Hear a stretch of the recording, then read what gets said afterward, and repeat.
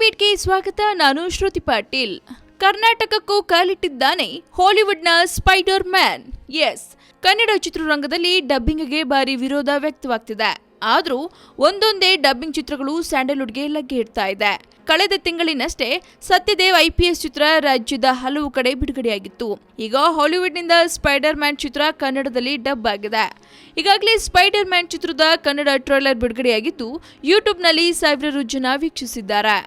ಹಾಲಿವುಡ್ನ super hero ಸೀರೀಸ್ನ Spider Man Homecoming ಚಿತ್ರ ಕನ್ನಡದಲ್ಲಿ ಡಬ್ ಆಗಿದೆ. ಇಂಗ್ಲಿಷ್ನಲ್ಲಿ ತಯಾರಾಗ್ತಿರೋ ಚಿತ್ರ ಕನ್ನಡದಲ್ಲೂ ಡಬ್ ಆಗಿದ್ದು ಟ್ರೈಲರ್ ಕೂಡ ಬಿಡುಗಡೆಯಾಗಿದೆ. ಇನ್ನು ಕೇವಲ ಕನ್ನಡದಲ್ಲಿ ಮಾತ್ರವಲ್ಲ, ಭಾರತೀಯ 10 ಭಾಷೆಗಳಲ್ಲಿ spider Man home coming cinema ತೆರೆ ಕಾಣಲಿದೆಯಂತೆ. ಹಿಂದಿ, ತಮಿಳು, ತೆಲುಗು, ಗುಜರಾತಿ, ಮರಾಠಿ, ಭೋಜ್ಪುರಿ, ಬೆಂಗಾಳಿ, ಪಂಜಾಬಿ, ಮಲಯಾಳಂ ಮತ್ತು ಕನ್ನಡದಲ್ಲೂ ಡಬ್ ಆಗಿದೆ. ಸ್ಪೈಡರ್ ಮ್ಯಾನ್ ಕನ್ನಡ ಟ್ರೈಲರ್ಗೆ ಸಿನಿ ಅಭಿಮಾನಿಗಳಿಂದ ಒಳ್ಳೆಯ ರೆಸ್ಪಾನ್ಸ್ ಸಿಕ್ಕಿದೆ. ಪರ ವಿರೋಧದ ನಡುವೆಯೂ ಕನ್ನಡದಲ್ಲಿ ಟ್ರೈಲರ್ ನೋಡಿ ಮೆಚ್ಚುಗೆ ವ್ಯಕ್ತಪಡಿಸುತ್ತಿದ್ದಾರೆ. ಸದ್ಯ ಟ್ರೈಲರ್ ರಿಲೀಸ್ ಮಾಡಿ ಕುತೂಹಲ ಹುಟ್ಟುಹಾಕಿರೋ ಸ್ಪೈಡರ್ ಮ್ಯಾನ್ ಜುಲೈ 7ರಂದು ವಿಶ್ವಾದ್ಯಂತ ಬಿಡುಗಡೆ ಆಗ್ತಾ ಇದೆ. ಇನ್ನು ಹಾಲಿವುಡ್ನ ಖ್ಯಾತ ನಟ ಟಾಮ್ ಹಾಲೆಂಡ್ ಈ ಸಿನಿಮಾದಲ್ಲಿ ಅಭಿನಯಿಸಿದ್ದು ಜಾನ್ ವಾಟ್ಸ್ ನಿರ್ದೇಶನ ಮಾಡಿದ್ದಾರೆ. ಒಟ್ಟಾರೆ ಡಬ್ಬಿಂಗ್ ವಿರೋಧದ ನಡುವೆಯೂ ಹಾಲಿವುಡ್ನ ಸ್ಪೈಡರ್ ಮ್ಯಾನ್ ಸಿನಿಮಾ ಕನ್ನಡಕ್ಕೆ ಬಂದಿದೆ.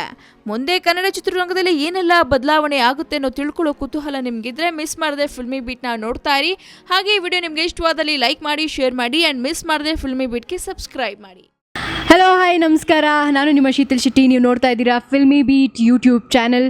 ನಿರಂತರವಾಗಿ ಸ್ಯಾಂಡಲ್ವುಡ್ ಸಮಾಚಾರಗಳಿಗಾಗಿ ಈ ಚಾನಲ್ ನೋಡ್ತಾ ಇರಿ. ಅಷ್ಟು ಮಾತ್ರ ಅಲ್ಲ, ಸಬ್ಸ್ಕ್ರೈಬ್ ಮಾಡಿ.